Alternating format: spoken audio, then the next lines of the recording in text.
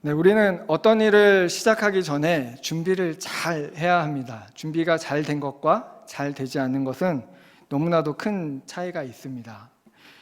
여러분, 운동에도 마찬가지입니다. 준비를 잘 해야 운동을 잘 할 수 있습니다. 요즘에 코로나가 조금 주춤해지니까 확진자보다는 확진자들이 밖으로 나오고 있죠. 제가 기사를 보니까 어떤 여자 공무원이 상사가 확진자라고 했다고 고소를 했더라고요. 무혐의 처분을 받았답니다. 제가 농담으로 확진자라고 한 거니까 양해해 주시고 들으시기 바랍니다. 우리가 확 쪘을 때 운동이 필요하죠.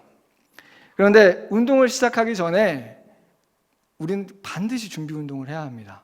준비 운동을 하지 않으면 오히려 몸을 튼튼하게 하고 건강을 위해서 시작한 운동이 몸을 상하게 하는 경우들이 있습니다. 병원을 왔다 갔다 해야 되는 원인이 되기도 한다는 것입니다. 여러분, 준비 운동은 몸의 체온을 올려줍니다. 그리고 굳어있는 관절과 근육을 풀어주는 역할을 합니다. 여러분, 지금과 같은 시기에는 이 준비 운동이 더욱 철저히 필요합니다. 왜냐하면 몸이 굳어있기 때문입니다. 그래서 준비 운동을 하지 않고 운동을 시작하게 되면 오히려 관절이나 근육에 무리가 오기도 합니다. 이처럼 준비가 되지 않았을 때 우리는 원치 않은 결과를 얻기도 합니다. 이것은 복음에도 마찬가지입니다. 제대로 준비되어 있으면 적절하게 쓰임을 받을 수 있습니다. 하지만 잘못 준비되어 있었다면 아주 부정적인 결과를 가지고 오기도 합니다. 우리는 그 사실을 사울이라는 사람을 통해 발견할 수 있습니다. 사울은 하나님을 정말 사랑하는 사람이었습니다. 그는 율법에 대한 지식은 탁월했고 하나님을 향한 열정은 대단했습니다. 그러나 복음을 제대로 깨닫지 못했을 때 사울은 하나님을 사랑하기는 했지만 하나님의 뜻과는 정반대되는 일을 하였습니다. 그렇기 때문에 하나님께서는 이 사울을 준비시키시고 변화시키셔야만 했습니다. 그리고 그 일은 오늘 기록되어 있는 사도행전 9장에 아주 잘 드러나 있습니다. 변화되기 전 사울은 잘못된 자기 확신에 가득 차 있던 사람입니다. 사울은 사도행전 22장에서 자신을 소개하는 장면이 나오게 되는데 그것을 보게 되면 자신은 길리기아 다소에서 태어났으며 가말리엘 문화에서 율법을 공부한 사람이라고 얘기합니다. 바리새인으로서 사울은 율법을 철저하게 공부했던 사람, 율법에 정통했던 사람입니다. 하지만 사울이 가진 율법으로 예수 그리스도는 깨닫지 못했습니다. 그리고 오히려 핍박해야 할 대상으로 여겼습니다. 그래서 그는 초대교회의 가장 큰 대적자였고 박해자였습니다. 사실 가말리엘이라는 사람은 조금 신중했던 사람입니다.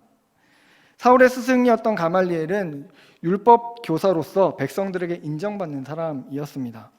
사도행전 5장을 가게 되면 그 사람이 얼마나 신중했던 사람인지 등장합니다. 공회에서 인정받았던 가말리엘이라는 사람은 사도들의 처벌의 문제를 놓고 공회에서 옥신각신하는 장면을 보게 됩니다. 그리고 그때 예수의 제자들에 대해서 발언을 하게 되는데 이런 발언을 합니다. 만약 사람에 의해서 일어난 일이라면 자연스럽게 무너질 것이다. 하지만 하나님께서부터 난 것이라면 우리는 그들을 무너뜨릴 수 없을 것이다. 이렇게 얘기하며 좀 지혜롭게 그리고 신중하게 대하는 모습을 보여줍니다. 그런데 사울은 가말리엘 스승님과는 전혀 다른 생각을 가지고 있었습니다. 사울은 예수를 믿는 신앙은 사라져야 된다고 생각했던 사람입니다.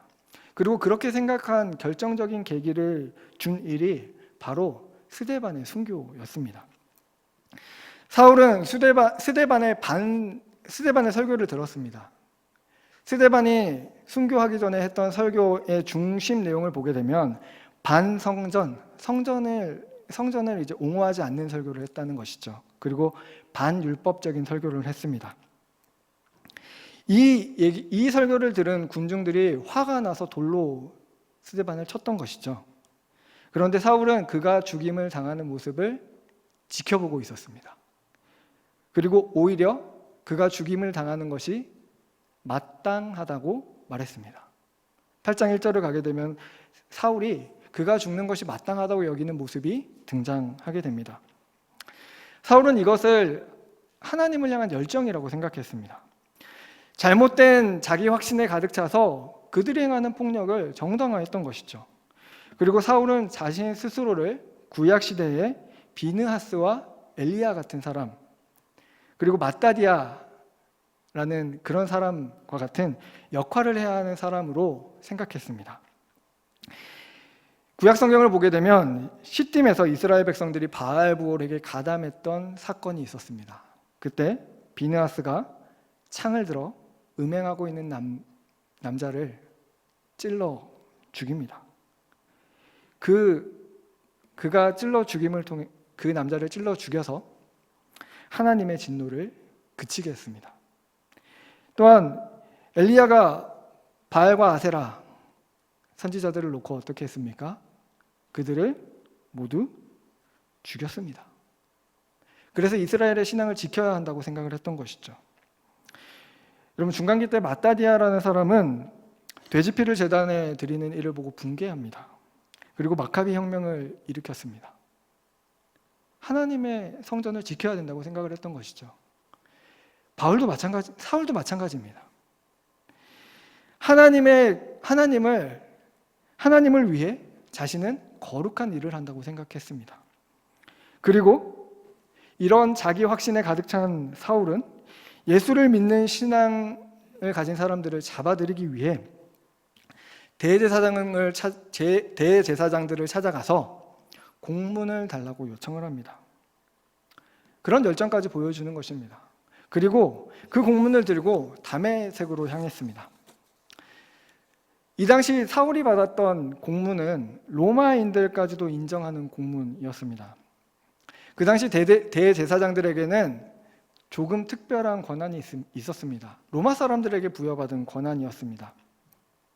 만약 어떤 유대인이 유대인의 법, 율법을 의미하는 것이죠. 이 율법을 어기고 다른 나라로 도주하였을 경우 유대인들이 그 사람을 어떤 나라에 있더라도 잡아올 수 있었습니다.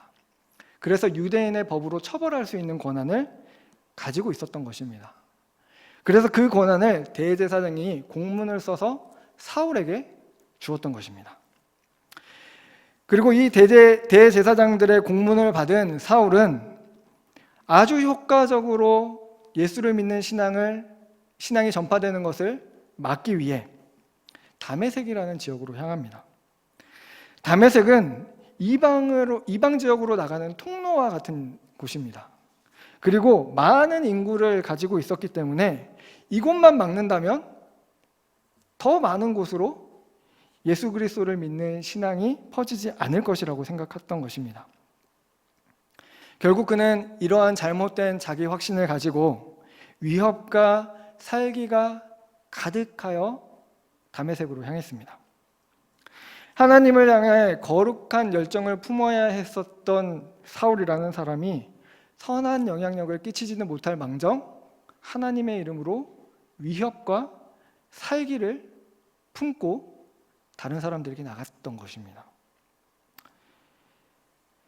이처럼 잘못된 자기 확신은 스스로를 돌아보지 못하게 만듭니다. 그리고 자신이 하고 있는 일이 어떤 일인지 제대로 보지 못하게 만듭니다. 마치 사울이 그랬던 것처럼 사울이 많은 사람들을 붙잡고 죽이면서도 죄책감을 느끼지 못했던 것처럼 우리를 죄의 문제로 끌어들여가는 것이 잘못된 자기 확신입니다. 여러분, 우리는 이 문제에서 자유로울 수 없습니다. 사울이 자기 확신에 가득 차 죄를 범했던 것처럼 많은 사람들이 자기 확신에 가득 차 많은 죄악들을 버리고 많은 죄를 범하고 살아갑니다. 여러분, 불신자들을 한번 생각해 보십시오. 하나님이 없다는 확실한 믿음을 가지고 살아갑니다. 잘못된 자기 확신이죠. 그래서 성경의 진리를 바라보기보다는 믿는 사람들을 비방하고 결코 복음을 받아들이지 않겠다고 생각하며 진정으로 자신을 자유케 할 복음을 들을 기회조차 가지지 못합니다. 여러분, 불신자들만 그런 것이 아닙니다. 신자들도 이러한 잘못된 자기 확신을 가지고 살아갈 때가 많이 있습니다. 그들은 성경보다 관습, 습관에 묶여서 살아가기도 합니다. 그리고 가장 많이 저지르는 것이 자기 생각이 맞다라는 것입니다. 그래서 다른 사람들이 주장하는 것을, 다른 사람의 생각들을 받아들이지 않습니다. 그렇게 함을 통해서 결국 하나 돼야 하는 교회 안에서 분란을 일으키고 서로 미워하고 서로 당을 짓는 모습을 보여주기도 합니다. 이처럼 우리의 잘못된 자기 확신은 우리 자신을 범죄하게 합니다. 그처럼 사울의 잘못된 자기 확신은 사울을 살인자로, 하나님을 반대하는 사람으로 만들었습니다. 하나님을 사랑한다고 했었던 그 사울이 하나님의 뜻과 반대되는 행동을 하는 아이러니한 결과를 가지고 온 것입니다. 그렇게 함으로 사울을 초대교회의 가장 큰 박해자, 대적자로 만들어 버린 것이죠. 여러분, 이런 문제를 벗어나기 위해서는 우리에게 필요한 것이 있습니다. 그것이 바로 하나님의 은혜입니다. 하나님의 은혜가 아니면 이러한 잘못된 죄에서 우리는 벗어날 수가 없습니다. 하나님은 자기 확신에 빠져 있는 사울에게 아주 특별한 은혜를 주셨습니다. 그는 그 은혜 안에서 자신의 생각이 틀렸다는 것을 깨달았습니다. 예수님은 위협과 살기가 등등하여서 다메섹으로 향하고 있었던 사울을 직접 만나 주셨습니다. 그것도 아주 평생 잊지 못할 방식으로 만나 주셨습니다. 사울이 다메섹으로 가까이 갔을 무렵 하늘로부터 밝은 빛이 그를 둘러 비추었습니다. 사울은 너무 놀라 그 자리에 땅바닥에 엎드려졌습니다. 그리고 그 귀에 또렷하게 한 음성이 들립니다. 사울아, 사울아, 내가 어찌하여 나를 박해하느냐.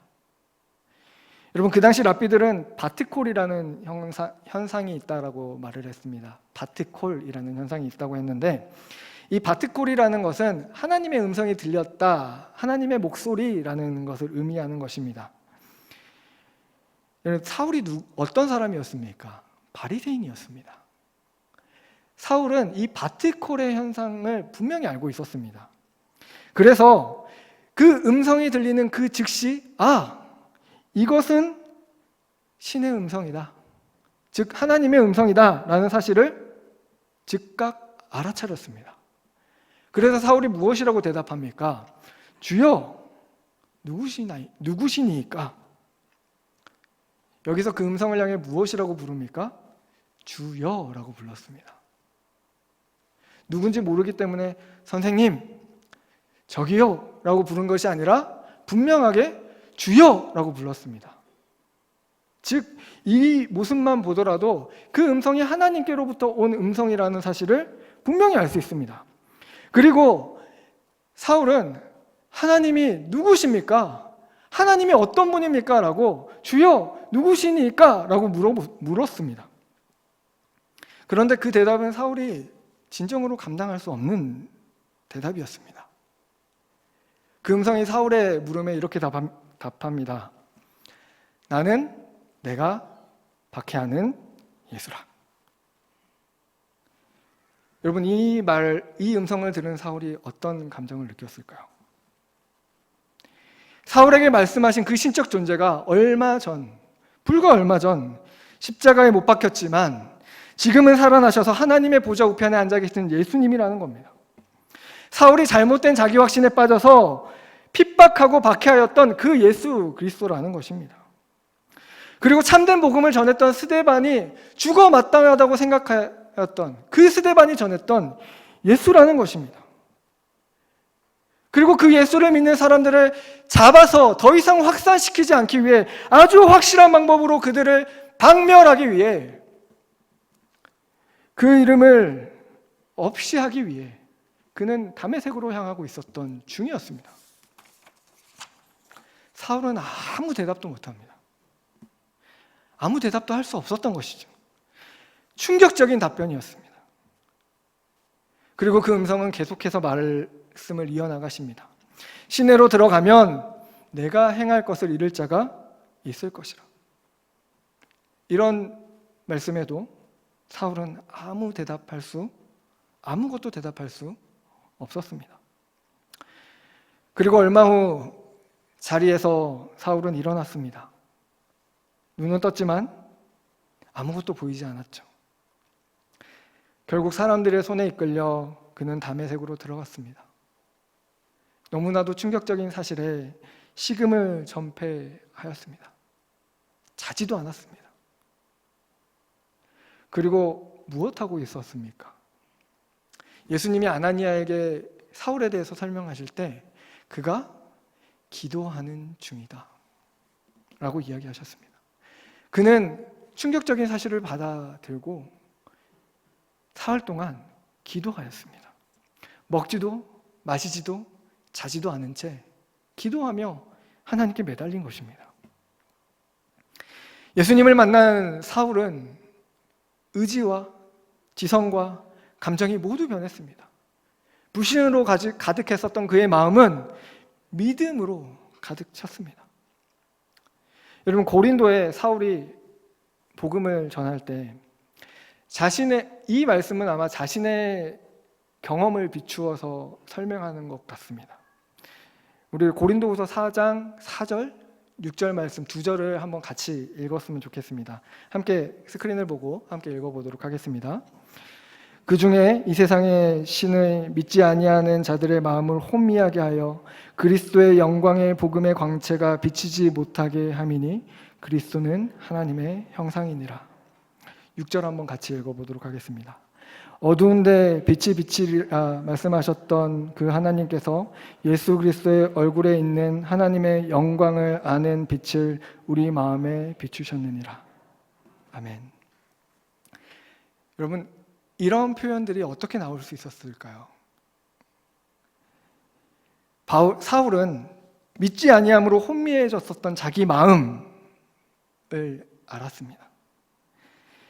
그리고 그 자신의 어두운 그 마음속에 그리스도의 영광의 광채가 비추어졌었습니다.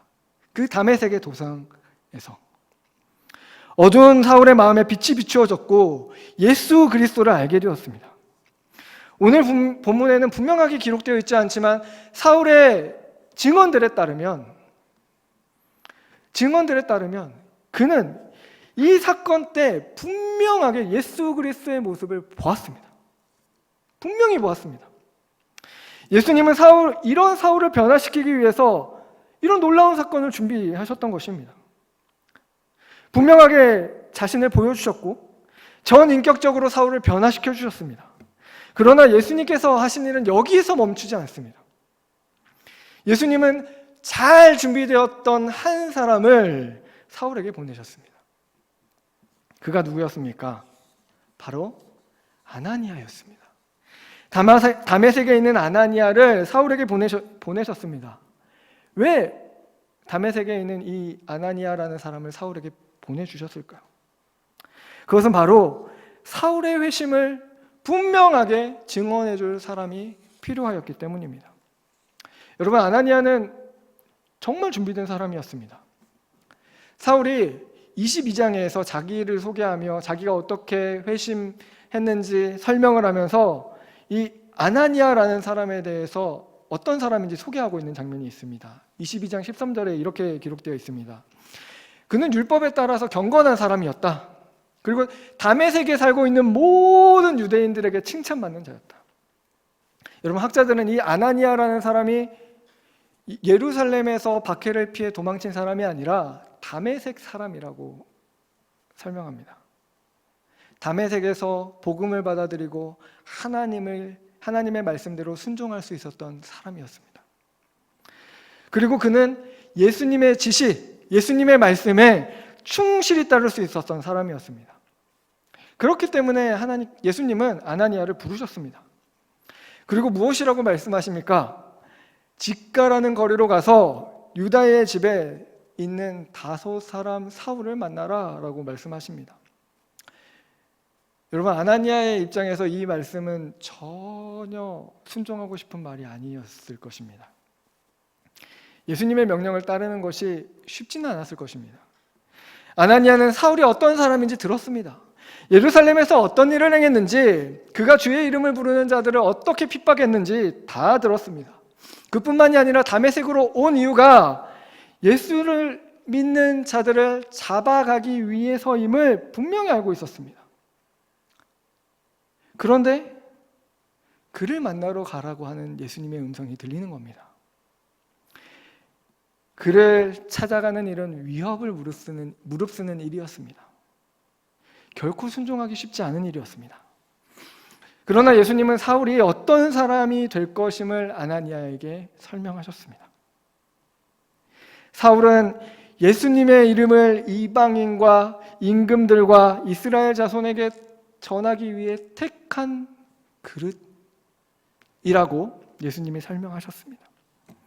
그리고 그가 예수님의 이름 때문에 얼마나 많은 고난을 받아야 할지 보여주셨습니다.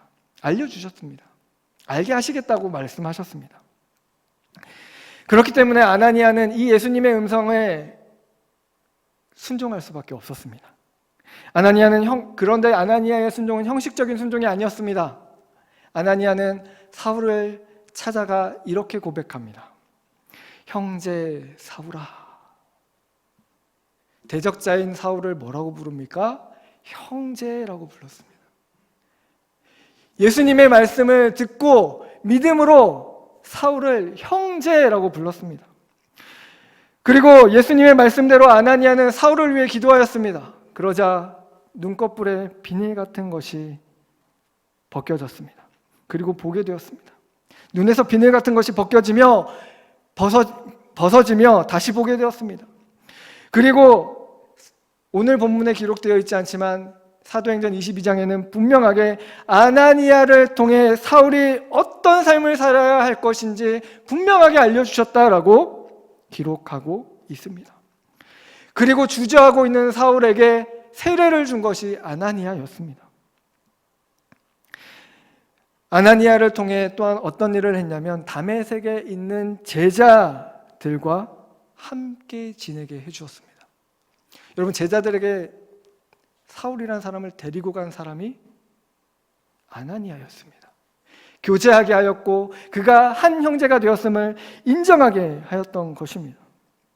이처럼 하나님께서는 사울을 부르시기 위해 아주 특별한 사건을 준비하시고 경험하게 하셨습니다.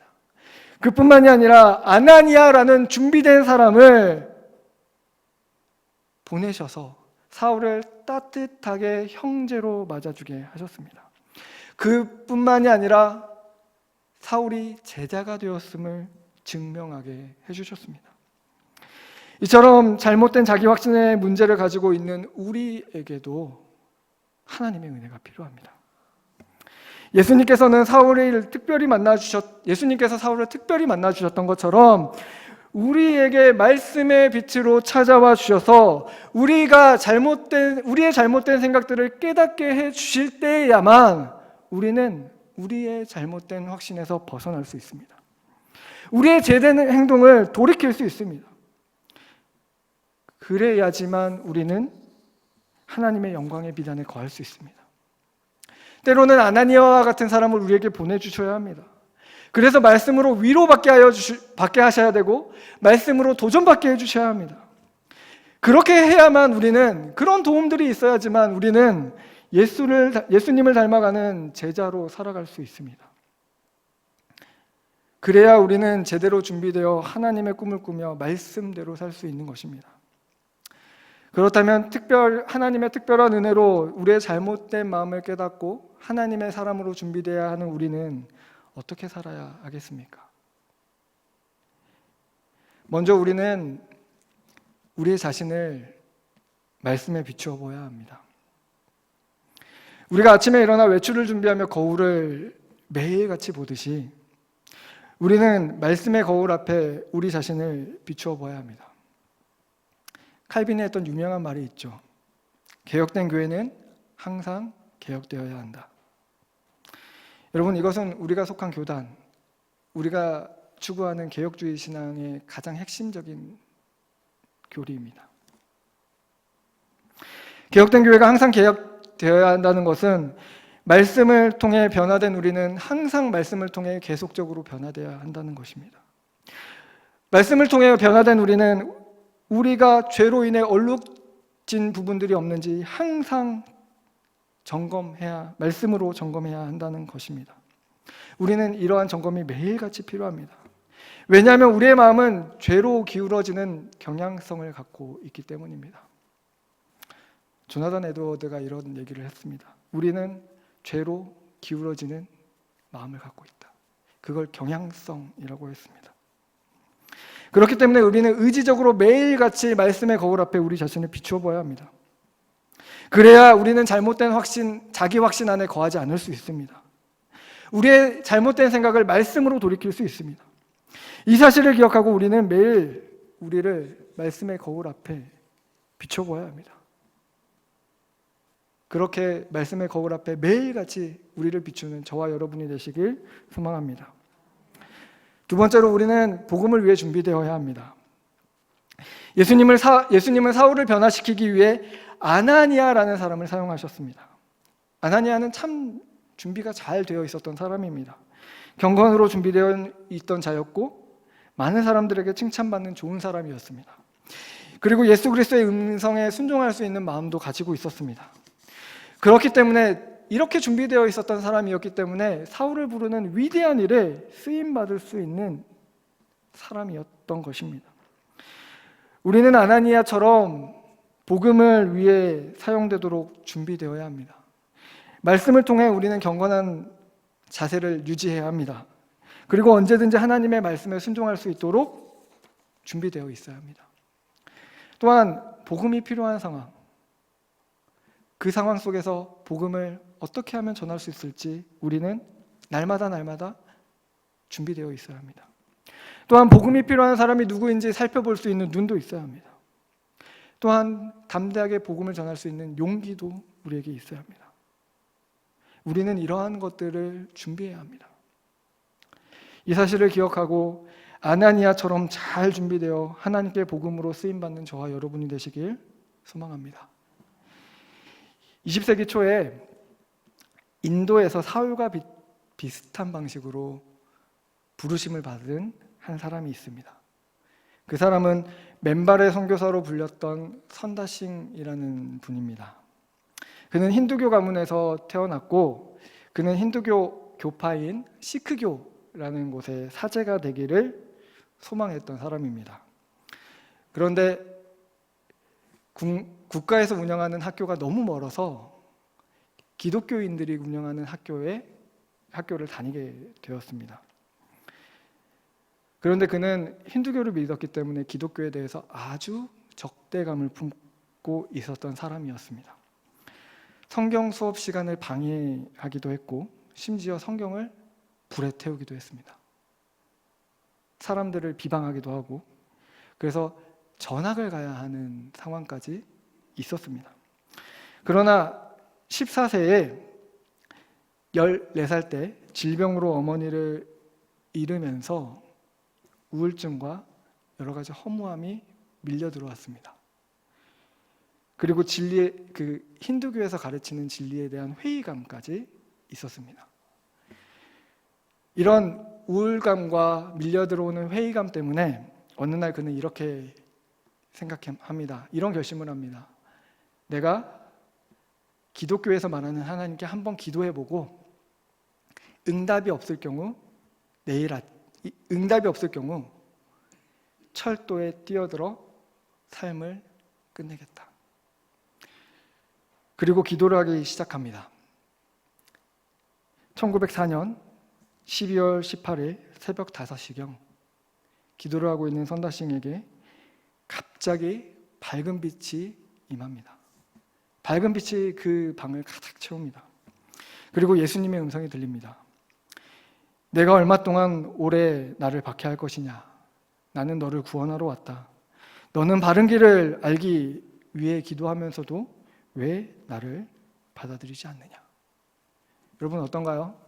바울과 사울과 비슷합니다.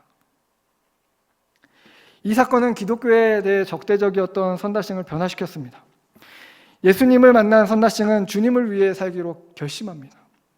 그래서 예수님은 십자가에 찔리셨는데 맨발로 상처나며 복음을 위해 전도하는 것이 뭐가 대수냐라고 생각하며 실제로 맨발로 선교를 돌아다녔습니다. 보통 기독교인들이 갈 수 없는 아프가니스탄을 시작해서 터키까지 복음을 전하며 돌아다녔습니다. 그리고 40세쯤에 티베트 선교를 갔다가 실종됨으로 생을 마감했습니다. 예수님을 만난 선다싱은 복음이 들어가기 어려운 지역인 곳에 예수 그리스도의 십자가를 전했습니다. 그리고 많은 사람들이 예수님 앞에 돌아오는데 쓰임을 받았던 인물입니다. 사울을 변화시키고 선다싱을 변화시켰던 하나님은 지금도 역사하시는 하나님이십니다. 어떠한 상황 속에서도 복음으로 누구라도 변화시킬 수 있는 분이 하나님이십니다. 우리는 그 일에 쓰임받기 위해 준비되어야 합니다. 어쩌면 우리도 그런 놀라운 역사를 통해 예수님을 만난 사람들이기 때문입니다.